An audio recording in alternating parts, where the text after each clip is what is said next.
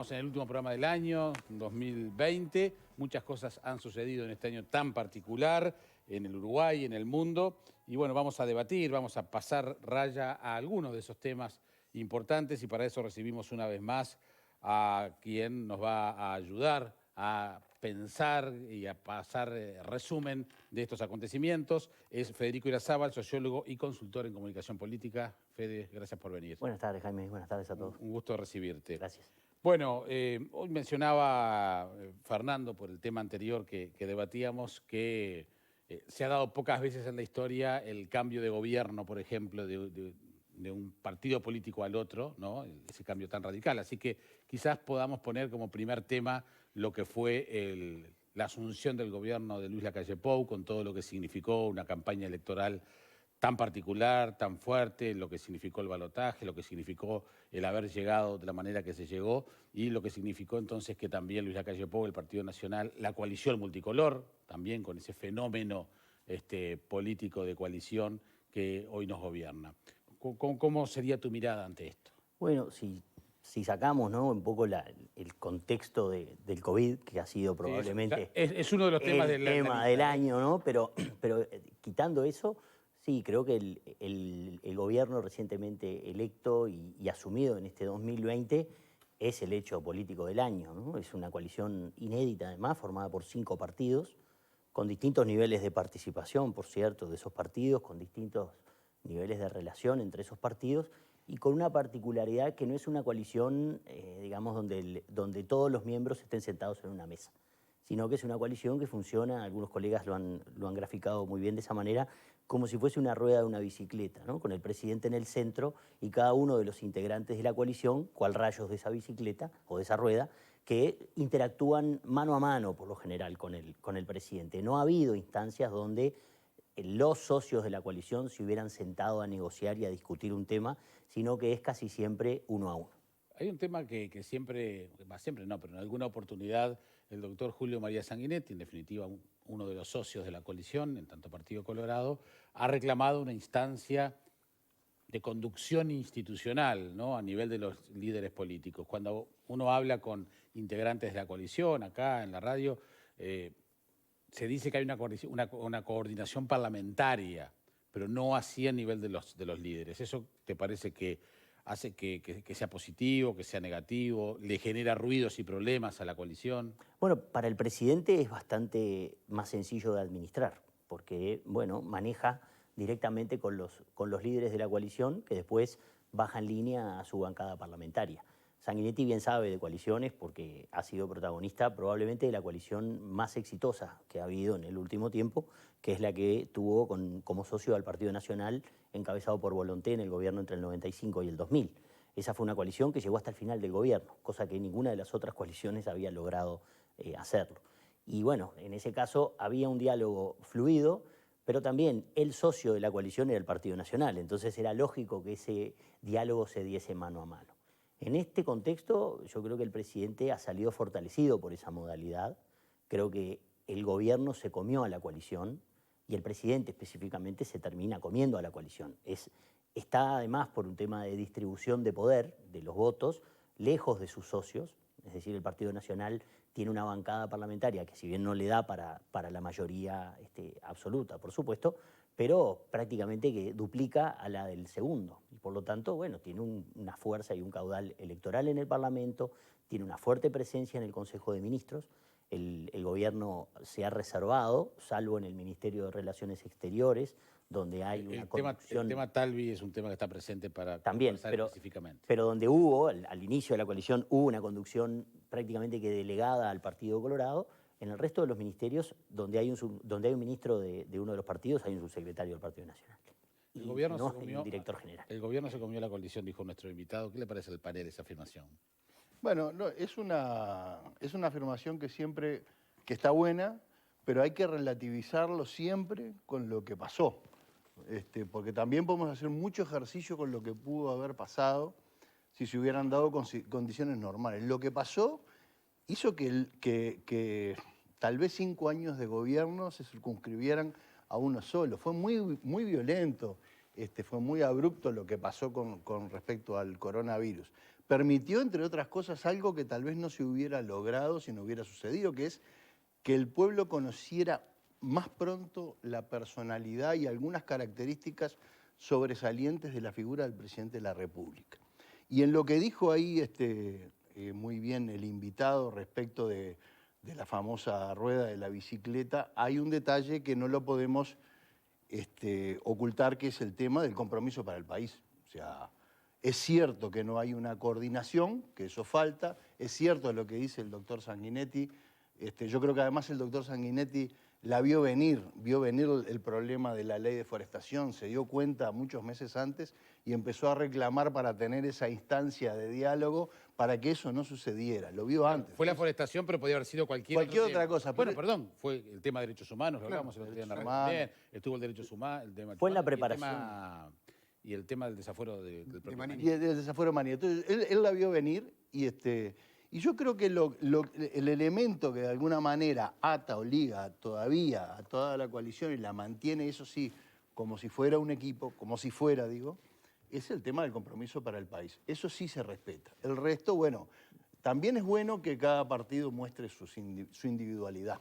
Esa libertad está buena. Sí, vimos alguna otra señal durante la discusión de la ley de urgente consideración. Que también lo vamos a tratar especialmente. Debió retirar el capítulo, por ejemplo, referido a la libre importación de combustibles por presiones del Partido Colorado y de Cabildo Abierto. Con razones distintas los dos, con visiones distintas del por qué, pero en eso se dio. Ahora, también hay una cuestión en esta coalición que no es para dejar de lado, que es la presencia de un socio que no juega casi siempre con las mismas reglas que juegan los demás socios, que es Cabildo Abierto. Yo no estoy tirando pelotas para adelante, pero quiero decir que forman parte de los ítems que tenemos, Bien, porque son capítulos claros y concretos de todo este año, ¿no? Significativos. ¿Pepe? Sí, totalmente de acuerdo con lo que dice Federico, porque el presidente queda colocado precisamente en el centro, precisamente por la pandemia.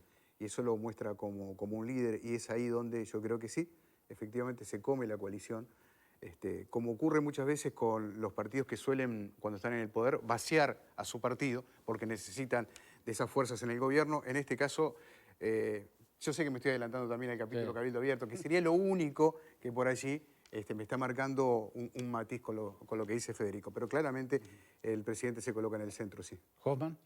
También comparto lo que dice Pepe, el presidente se comió, pero ya se había comido, o sea, ya había manejado la situación como para generar el 1 de marzo esto de ser el referente, pero creo que la pandemia lo posicionó aún más sobre toda la coalición, y creo que también la coalición respetó ese por el tema de la pandemia, que es algo atípico y que, bueno, y que lo vamos a hablar más adelante. Marguerite.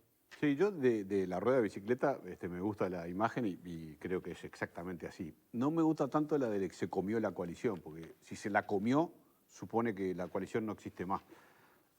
O sea, que se la comió es medio terminante. Suena bien marketineramente, pero me parece que no, porque la coalición vive y lucha. Y yo creo que la coalición se va a mantener cohesionada por un solo motivo, porque es la única forma de retener el poder en 2025, que no es más que lo que ha retenido a mucha gente adentro del Frente Amplio durante toda su historia. Acumular y llegar al poder y después mantener el poder.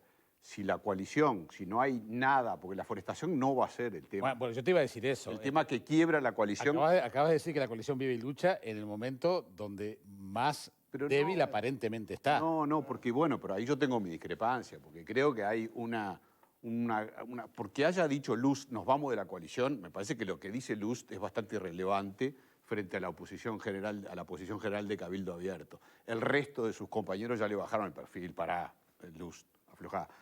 Creo que el tema, déjame terminar, porque creo que el tema es menor. El tema es menor y van a terminar acordando. No va a fracasar, eso lo firmo, hoy apuesto, lo que sea, no va a fracasar por el tema forestación.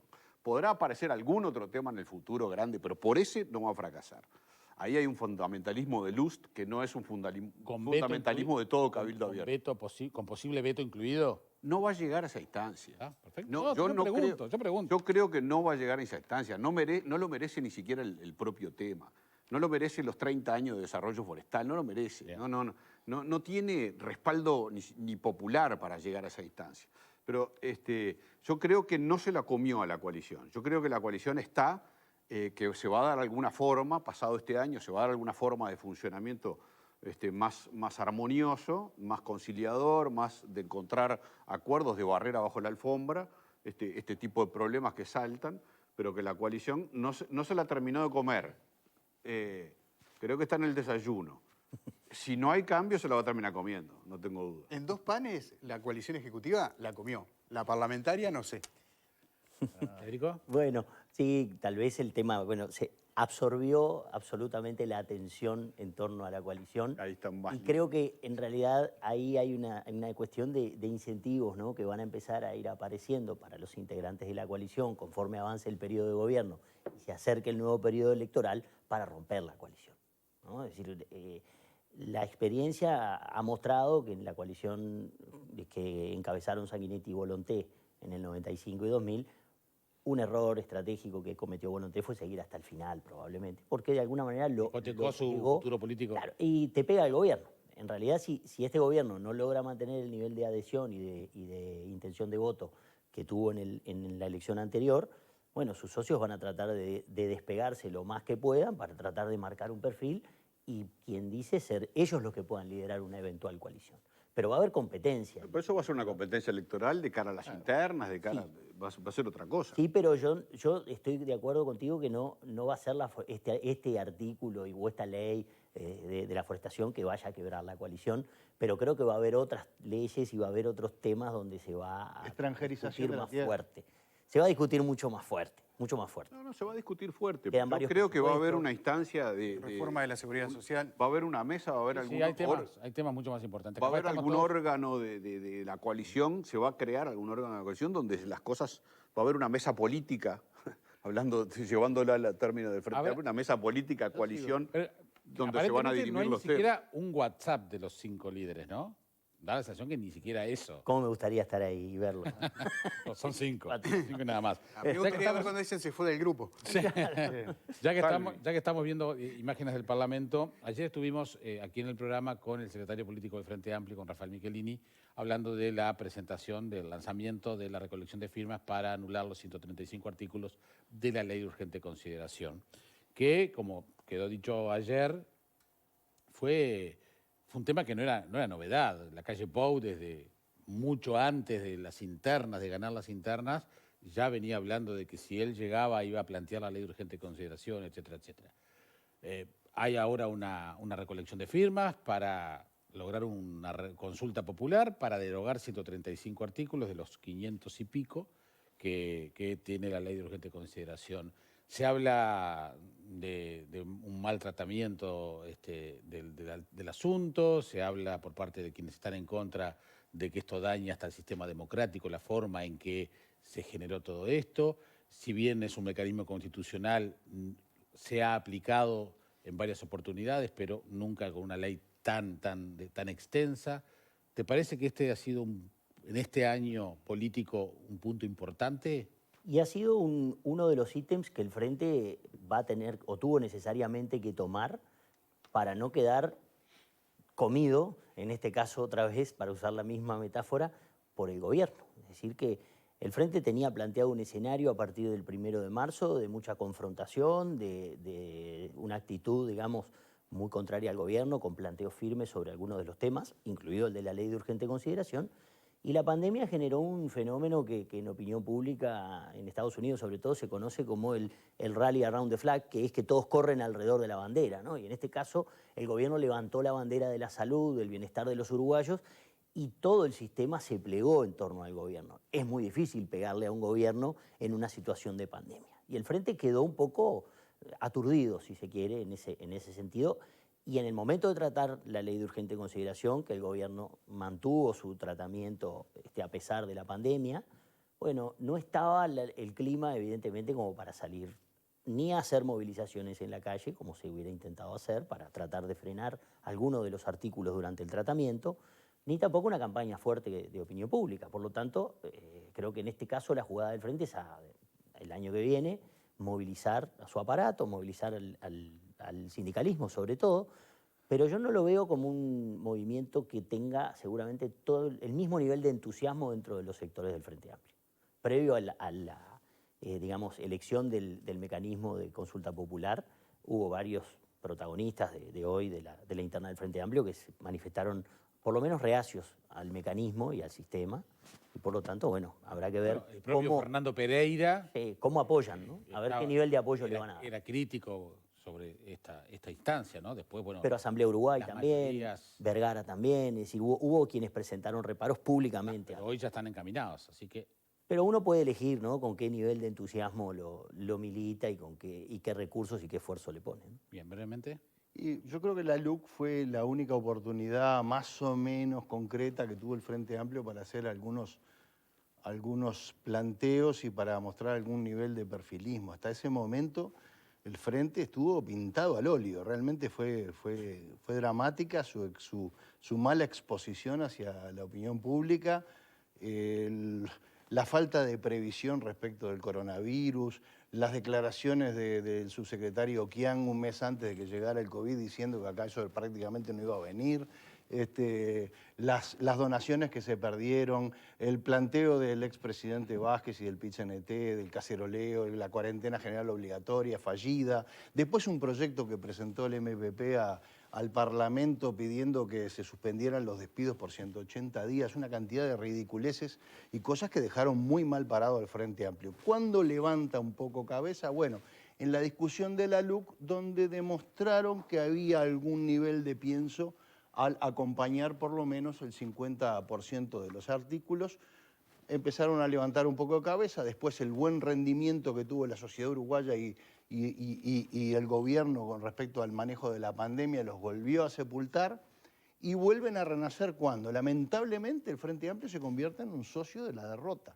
Cuando suben los casos de coronavirus es donde empiezan a mostrar perfilismo, se adhieren a alguna cantidad de marchas, se involucran en una cantidad de movidas y por lo menos ahora están en una postura de, por un lado, unos explotando políticamente alguna falta de comunicación que hubo de parte del gobierno respecto del tema vacunas y por el otro, algunas buenas señales que supongo que se van a hablar más adelante de la intendente Carolina Cose en cuanto a ponerse del lado del gobierno a tratar de hacer cosas cooperando para resolver el problema de la pandemia. Bien. Pero la LUC en realidad fue el mejor momento, si se quiere, del Frente Amplio en lo que va del año porque mostró en alguna gente por lo menos una dosis de sensatez de decir, señores, paremos porque por el camino de oponernos a todo vamos muy mal. ¿Te parece, Federico, que la LUC es un elemento que aglutina al Frente, que lo encamina aún con matices? Es una oportunidad,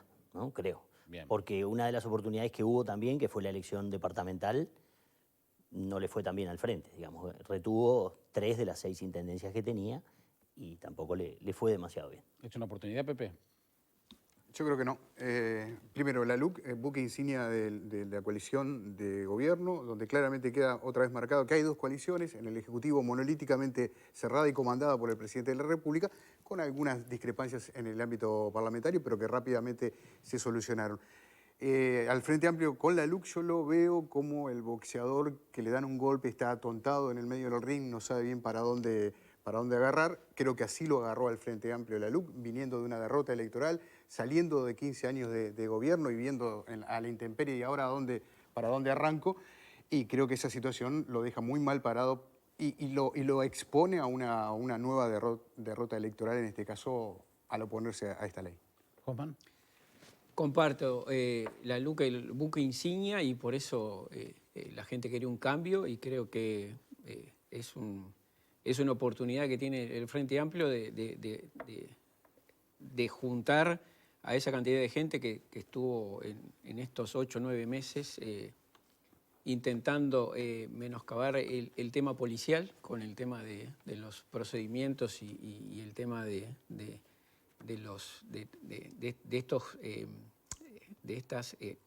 coartar la libertad. Entonces creo que esto los va a unir, pero bueno, creo que dentro de ellos también tienen sus diferencias, pero es la oportunidad que tienen porque la LUC se los comió, siguiendo con la palabra que había utilizado y la pandemia también. Fernando. Bueno, yo creo que no sé quién dijo que estaba como un boxeador groggy, ¿no? Creo que el Frente Amplio estuvo como un boxeador groggy. Yo no creo que la LUC lo haya posicionado bien. A mí me parece que, pensé que nunca iba a decir esto, pero creo que el mejor posicionamiento del Frente Amplio es a partir de la asunción de Carolina Cose en la Intendencia de Montevideo. Creo que a partir de ahí, y un cambio radical, me parece a mí, capaz que Irazábal tiene una opinión distinta, pero en la actitud de la propia Carolina Cose, un cambio el 180 grados, ¿no? Antes y después de haber asumido, donde Carolina Cose se pone el traje de gobernante y se pone a la altura de las circunstancias desde la Intendencia de Montevideo. Creo que si el Frente Amplio no se da cuenta que ese fue su mejor momento y va a seguir insistiendo con tirar piedras y criticar esto y golpear las cacerolas y todo lo que decía Rodríguez Pupo antes, me parece que va por mal camino. Si va por el lado del compromiso, de la seriedad, de la responsabilidad, me parece que tiene muchos más chances de mejorar su imagen en estos 10 meses que lleva siendo oposición, donde, desde mi punto de vista, estaba como el boxeador groggy y tiene una chance a partir de eso. Ahora vamos a hablar de Carolina Cose, pero antes cerremos este capítulo coalición con el fenómeno Talvi, ¿no? Que para muchos fue, junto con el surgimiento de Cabildo Abierto desde el punto de vista electoral, el fenómeno de Talvi como figura política como muy importante, ¿no? Por lo que significó para el Partido Colorado, su llegada a integrarse al gobierno como canciller de la República y quizás era una muerte anunciada, pero en definitiva, desde el punto de vista político, pero en definitiva duró demasiado poco, sorprendiendo a todos y terminante Talvi con que esto no era para él. Sí, son temas que a veces hacen a la personalidad de los protagonistas, ¿no? Porque a veces nosotros vemos a los políticos muchas veces como si estuviéramos en una especie de zoológico, ¿no? Y los vemos a través de la jaula y que actúan. Bueno, y tienen sus temas personales, sus carácter, tienen sus problemas, sus desilusiones, sus cuestiones.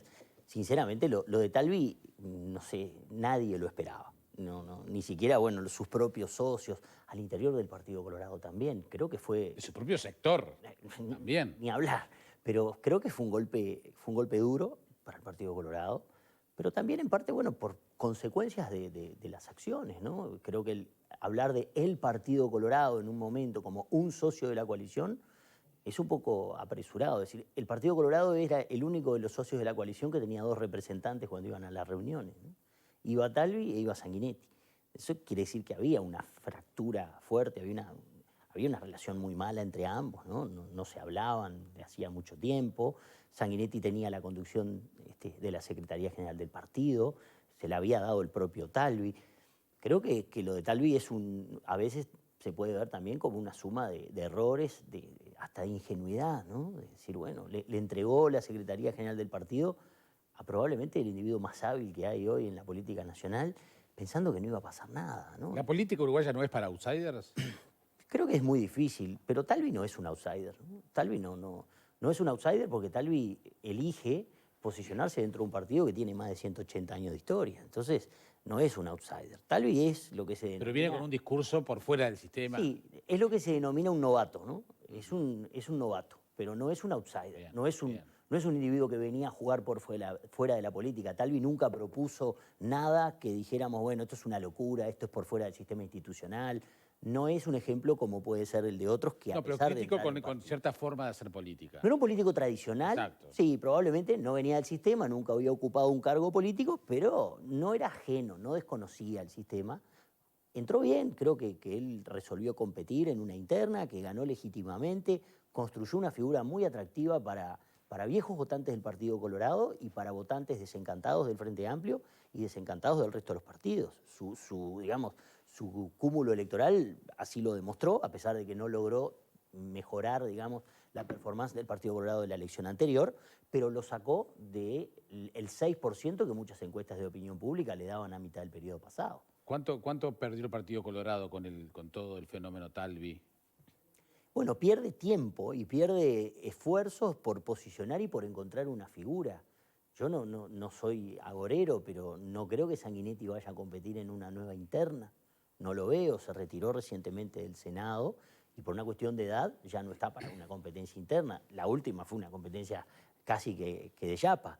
Y en este caso, bueno, habrá que ver qué figuras emergen. El problema es que el Partido Colorado, bueno, tiene ahí un sector que está intentando recuperarse de ese golpe de perder a su líder y máxima figura en proyección. Y después tiene el sector del Foro Ballista que, bueno, está todavía esperando por Sanguinetti, pero no aparece un liderazgo claro y, bueno, han ido a buscar a algunos que no han querido volver y habrá que ver qué pasa. Fernando. No, yo no. Con respecto al Partido Colorado, yo no tengo mucha opinión. Creo que. ¿Qué te parece el fenómeno Talvi? Y bueno, yo creo que Talvi, como dice Irazábal, fue presa de sus propias emociones, de su propio carácter y de algún asunto particular que él pudiera tener individualmente o familiar o incluso pero sobre todo de temperamento, más que nada. Yo sé en algunas situaciones que se escucharon gritos en Cancillería, gritos en Presidencia, situaciones destempladas. O sea, creo que tenía un problema de carácter, no sé si es de carácter permanente o provocado por alguna situación anterior, pero el fenómeno Talvi creo una lástima, ¿no? Porque un hombre que había llegado a la política desde Ceres, desde la academia, digamos, de alguna manera, con una formación, con inquietudes, con ganas, con un buen respaldo de la ciudadanía, una forma nueva. A mí me pareció una figura bastante atractiva para incursionar en la política, ¿no? Pero bueno, lamentablemente terminó como terminó. Creo que lastima mucho al Partido Colorado, además, que si bien no lo remontó a posiciones, porque creo que la de Talvi fue la peor votación del Partido Colorado, estuvo por debajo de la anterior de Bordaberry, tuvo algunos puntos, algunas décimas por debajo. Sí, un punto por menos, eso, casi. estuvo por debajo de la de Bordaberry. O sea, Talvi tampoco es que fue un fenómeno que logró poner al Partido Colorado en carrera nuevamente. No Tenía el 6 remontó. en las encuestas. Tenía el 6% en algunas encuestas, ¿no? Cuando llegó Talvi. Sí, por eso. Sí, tenía el 6, pero comparando elección con elección, que es lo que importa, ¿no? Estuvo por debajo de la de Bordaberry. O sea que tampoco, no era el salvador del Partido Colorado, ¿no? No sé si hay un salvador del Partido Colorado. No era Talvi. Los dos que vinieron como salvadores, los dos se retiraron. Claro, no era Con Talvi, pero Bordaberry era y una Talvi. figura, muy importante. Era una Bien. figura importante, seguramente. Hoffman. Comparto lo que dice Fernando, que creo que era un político distinto, yo esperaba un poco más. Aparte, no solo como que cambió el Partido Colorado y después en la gestión de la Cancillería creo que también lo posicionó como un ministro fuerte con gran gestión y bueno, creo que por sus condiciones personales o su vida particular, creo que decidió no seguir en la política, ¿no? Pero al Partido Colorado le va a hacer no digo daño, pero sí le va a generar algunos problemas. Pepe. Qué tema el de los liderazgos, ¿no? Ausencia de unos que provocan situaciones, la presencia de otros que levantan un partido. No se compra en la farmacia el liderazgo. No se compra en la farmacia. Y fíjate qué curioso también lo que ocurre con Talvi, ¿no? Porque en ese momento el presidente de la República, Álvaro Delgado, y Talvi era esa trilogía que a nivel de la ciudadanía en general tenía muy buena aceptación. De hecho, el presidente continúa con un nivel altísimo de aceptación. Y Talvi lo tuvo con todo su movimiento para atraer compatriotas del exterior en medio de la pandemia. Mortimer. ¿Quién podía dudar de la figura de Talvi, de que era un gran competidor de aquí en más? Se iba quizás a comer también parte de la interna y a darle al Partido Colorado una fortaleza que todos los demócratas que vivimos en este país queremos, porque queremos partidos políticos fuertes. Sin embargo, de la misma manera que en un partido hay un jugador que es goleador, el otro que es la revelación, Talvi fue la sorpresa. Y la verdad yo me sentí muy sorprendido. Tuve, como lo señalaba Fernando también, comentarios de fuentes que me señalaban de rispideces, cuestiones muy, muy duras dentro de la propia Cancillería y un relacionamiento bastante difícil también en la torre ejecutiva, particularmente en el piso 11. Bueno, qué decir, ¿no? Tal vez hable y por dentro me esté desangrando hablando de Talvi, pero bueno, el Partido Colorado marcaba un 6% allá por 2017, 2018. El advenimiento de Talvi provocó todo un resurgimiento y también un reposicionamiento del discurso del partido.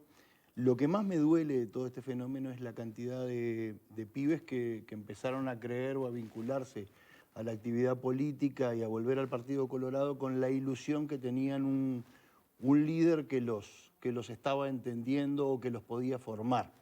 No quiero ser autorreferencial, pero en el momento de la salida de Talvi, en lo personal yo me enojé mucho y escribí algo ahí en un par de medios que se llamaba El tiro libre y la roja, y la tarjeta roja.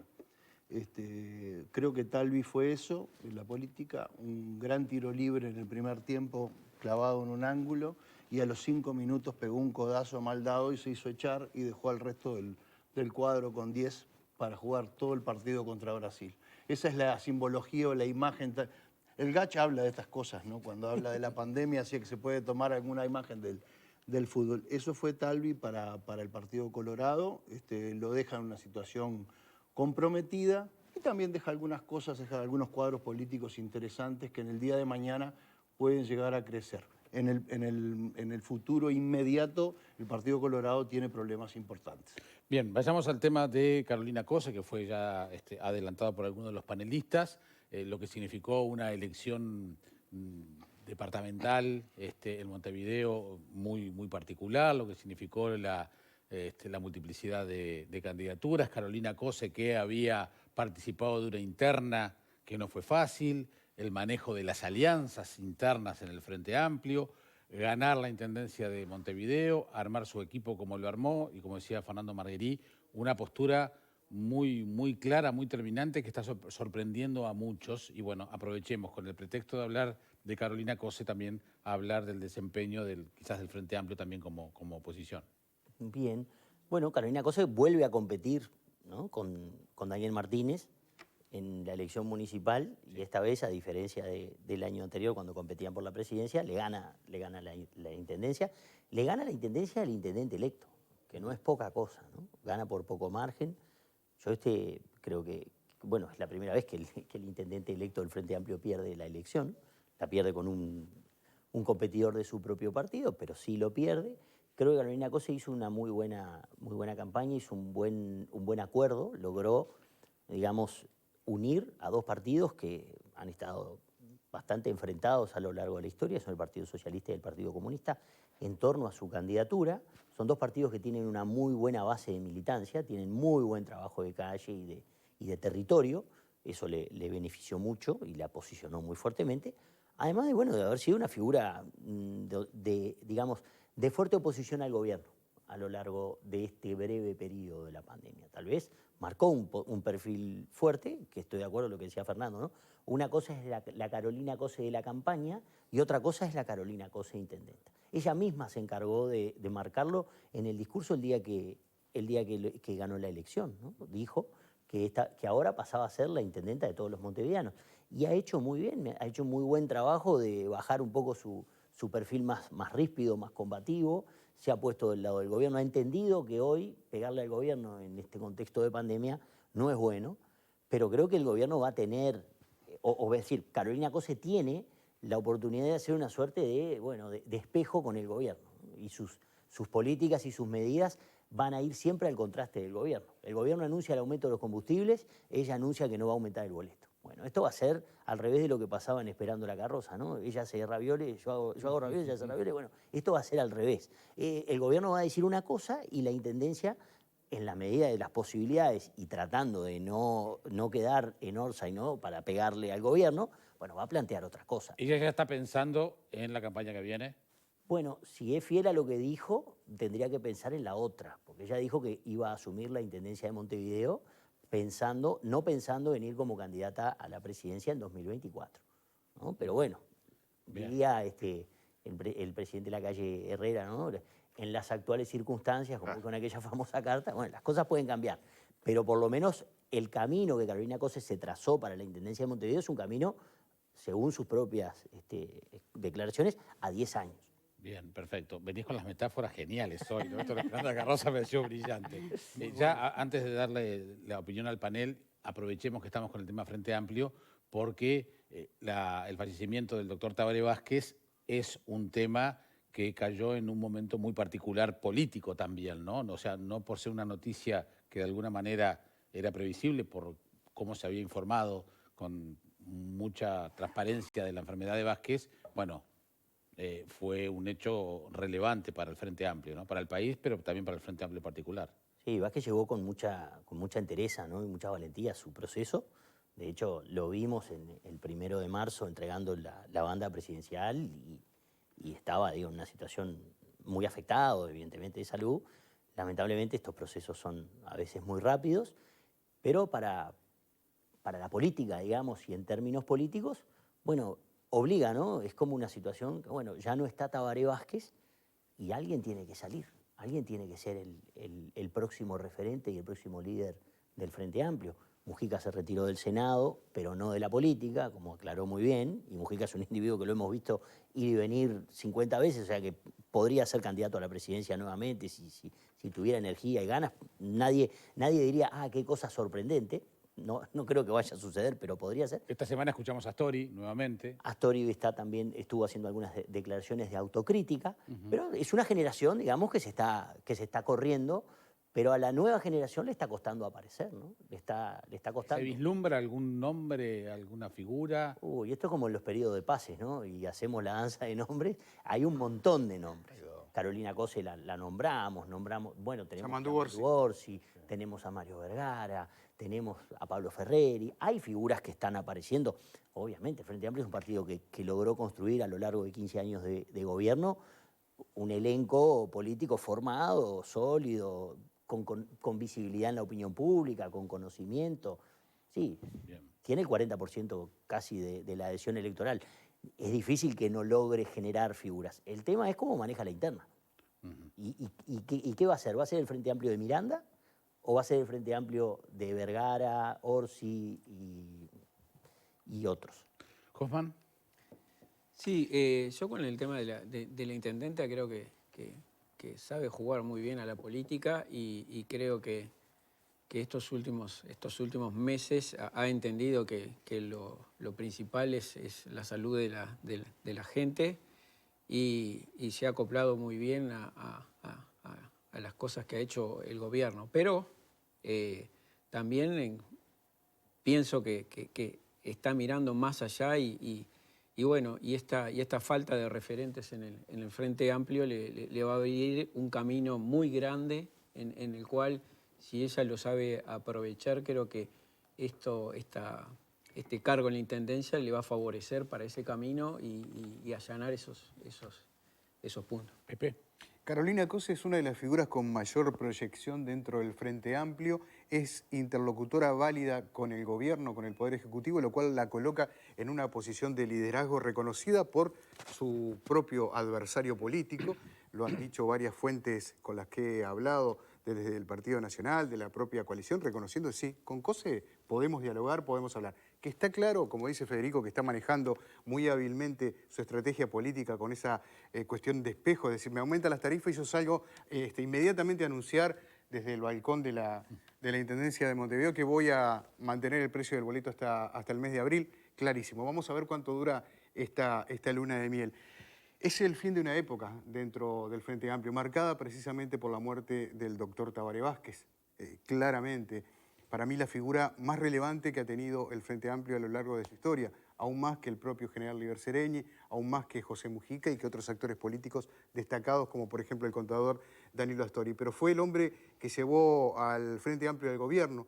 Increíblemente, fue el hombre que se retira de su gobierno por primera vez perdiendo la izquierda después de 15 años de gobierno, que es el principal problema, creo yo, que tiene hoy. Buscar esos nuevos liderazgos, acomodarse en el escenario, porque por primera vez sale después de 15 años de ser parte del Estado a encontrarse a la intemperie. Así que yo veo allí esa situación marcada por nuevos liderazgos y por un reacomodamiento arriba del ring. Brevemente. El Frente Amplio hay que medirlo por el peso y la fuerza de sus principales grupos políticos. Entonces la renovación de los liderazgos van a venir por ahí. Por un lado, por el lado del MPP, Yamandu Orsi, y por el lado de los comunistas, Carolina Cose. A las personas en política y en la vida no hay que medirlas por las cosas que le pasan, sino por cómo reaccionan y superan las cosas que le pasan. Carolina Cose es un ejemplo de resiliencia en política y además algo que funciona en la vida, que llámale H. Hay gente que tiene mucha suerte en la vida. Yo recuerdo a Roque Gastón Máspoli que ganó la grande 2 o 3 veces, o sea, tiene mucha suerte. Que una persona que haya hecho lo que hizo en el Antel Arena y gastado lo que gastó en el Antel Arena, le haya costado al país todo eso y que tenga éxito en la política y sea elegida intendenta de Montevideo, es realmente digno de todo elogio por la suerte que tiene. Es una persona con mucha suerte, yo creo que va a llegar. Brevemente, Fernando. Bueno, y brevemente, yo estoy convencido que Carolina Cose va tras los pasos de Tabaré Vázquez y que intentó Daniel Martínez sin éxito, que es a través de la Intendencia llegar a la Presidencia de la República. Y yo no creo que va a seguir hasta el final y que va a ser para la otra. Yo estoy absolutamente convencido que en las actuales circunstancias dice lo que dice, pero en aquellas otras circunstancias, en 2024, va a tomar otra posición. Y yo creo que en eso está la fortaleza y la debilidad de la figura. Primero decir que Carolina Cose llegó al gobierno municipal, creo que con el 20% de los votos del Frente Amplio, ¿no? 20 o 21, en ese entorno estuvo. O sea, tampoco es una líder carismática dentro del Frente Amplio y la quiere todo el mundo. Lo dijo Irazábal hace un ratito, llegó con el apoyo de la militancia y la base muy fuerte, tanto del Partido Comunista como del Partido Socialista. Y competía con una competencia muy débil. No tiene sector.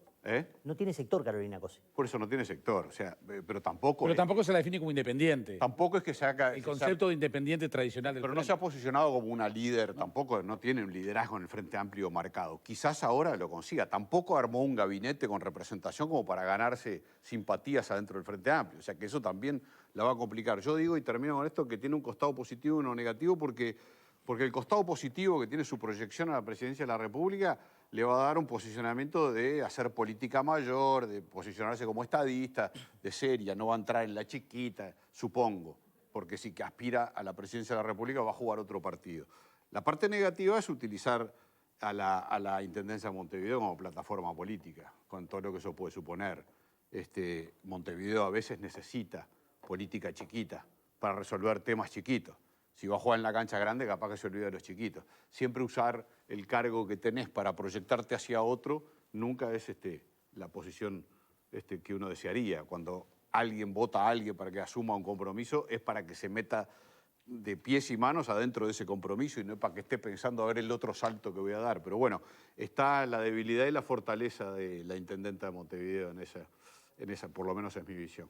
Bien, no nos va a dar para mucho más de lo que tenemos, pienso que tenemos mucho más porque ha pasado mucha cosa en el medio, pero bueno, lo mencionábamos hoy más temprano, el fenómeno de cabildo abierto que se vio como uno de las grandes novedades de la campaña electoral y lo que ha sido después, lo que fue su votación y lo que son los protagonismos que está asumiendo por fuera del compromiso por el país, ¿no? Varios temas. Por un lado, ahí lo estamos viendo, la figura de Guido Manini Ríos, por un lado. Yo no sé quién decía hace poco, creo que no fuiste tú, Pepe, con el tema de si no sabía mucho de política, parece que lo aprendió rapidísimo, ¿no? Porque está teniendo un posicionamiento muy, muy fuerte, pero también tiene una interna muy, muy curiosa, porque digo, ya hoy se mencionaba a Lust, por ejemplo, el diputado Lust en un sector que lo termina expulsando, que va a formar otro sector, las declaraciones a veces altisonantes de algunos de sus integrantes, estoy pensando vinculado a temas de derechos, como manejó en su momento con respecto al tema del homosexualismo el senador Domenech, que después tiene que salir a aclarar Manini Ríos, que no representa esa opinión, digo la de Domenech, pero puedo mencionar 3 o 4 más de algún otro legislador de Cabildo Abierto, su estructura en el interior. ¿Cómo definirías, después de todo lo que ha pasado, que es poco tiempo en realidad, pero muy intenso, el fenómeno Cabildo Abierto y Guido Manini Ríos en particular? Es que Cabildo Abierto es algo absolutamente inescrutable, ¿no? Es algo que vos lo señalabas muy bien, tenés desde posiciones humanistas como la de Luz, con un tema vinculado al medio ambiente y una cuestión para preservar la forestación, etcétera, hasta declaraciones casi fascistas, retrógradas, de persecución a las minorías, de antiderechos, etcétera, que, digamos, resumen lo peor de uno de los costados de la política. Entonces, ¿dónde juega Manini? Bueno, Manini está tratando de equilibrar y de tirarse lo más al centro que pueda. Yo no comparto la idea de que Cabildo Abierto es un partido de extrema derecha, no hay en el Uruguay un partido de extrema derecha, pero sí tiene en su seno expresiones de extrema derecha, tiene expresiones de movimientos que en otros países se calificarían de extrema derecha. Cabildo ha sido un fenómeno, me da la impresión, en su momento y de surgimiento y de consolidación, que opera como buena parte de respuesta al descontento con el Frente Amplio y con el gobierno, ¿no? Una de las mejores cosas que le pudo haber pasado a Manini Ríos es que Tabaré Vázquez lo destituyera. Ahí comenzó, le dio la bendición y comenzó la carrera meteórica de Manini Ríos, porque bueno, lo logró posicionar como la antítesis del gobierno del Frente Amplio. Casi como ningún protagonista, ¿no? Porque no podíamos decir que la calle Pou era la antítesis del gobierno del Frente Amplio, no podíamos decir que Talvi era la antítesis del gobierno del Frente Amplio, pero Manini Ríos era visualizado de esa manera. El tema es, bueno, ahora qué pasa cuando el adversario no está del mismo lado que estaba. Y eso le pasó un poco a Cabildo Abierto. El desempeño electoral de Cabildo Abierto en la elección departamental fue un fracaso absoluto. Sacó un edil y 2 concejales, ¿no? Entonces fue como, diría, ya que estamos, creo que entre peñarolenses, el contador Damiani fue una tormenta con matraca. Por una digamos, pero hubo una cuestión de que Cabildo hizo mucho ruido en la elección nacional y en la parlamentaria y tuvo, digamos, un desempeño, pero al llegar al gobierno me da la impresión de que cada uno de los sectores y los integrantes de Cabildo Abierto va con su propia agenda. Entonces a veces tiran en el Parlamento su propia agenda y es Manini el que después tiene que salir, ¿no?, a poner la cara. ¿Cuál es la agenda de Cabildo Abierto? No, múltiples, porque una cosa es la agenda de Luz, la diputada Capillera, la sí. otra es la de Luz, la otra es la de Domenech, la otra es la de Sodano. Es decir, cada uno tiene su propia agenda y a veces es tan diversa esa agenda y tan amplia ideológicamente que bueno, que es Manini el que tiene que pivotear todo el tiempo. Pero también tiene la fuerza de los votos en el Parlamento, ¿no? El respaldo de los votos, porque tampoco inclusive hablo de los votos electorales, porque en definitiva esos votos no se reflejaron en la departamental. Entonces hablo de los votos en el Parlamento. Tiene 11 votos, más 39 que tiene el Frente, 50. El tema es que Cabildo, obviamente, va con una agenda tan diversa que no sé si logran, en algún momento van a lograr decir, bueno, juntamos los 11 votos y los sumamos a lo del Frente. La ley forestal fue la alianza parlamentaria que nadie hubiera pensado. Pero es la ley forestal. Está bien, pero... Manini yo creo que debe haber hecho varias llamadas de teléfono después de ese día. Pero el día que se esté jugando un partido realmente importante, va a llamar antes por teléfono a varios. Claro. Federico, gracias Un partido nacional, por favor. Obviamente. Ha sido un gusto recibirte, ¿eh? Muchas gracias. Señoras, señores, tenemos más temas para debatir, se quedaron con las ganas, ¿eh? Pero eso les pasa por hablar mucho. No, sobre todo les las- quiero decir a en las Irarrázaval que anteriores- hay solo 2 de Peñarol, son Pupo y él nada más. Y somos mayoría. Creyó que eran Somos mayoría. mayoría. No, solamente 2. Y nuestra Por lo menos productora... No, pero de acá, nuestra productora. de acá hay solo 2. Estamos en el último programa del año. Son minoría. No me acuerdo quién decía, es pero muy circunstancial. haya La minoría paz. Es como la ley de forestación, muy circunstancial. Lamento que no hayan visto la luz todos. Ya venimos, señoras, señores. Nos queda el último bloque de este último programa del año en esta boca.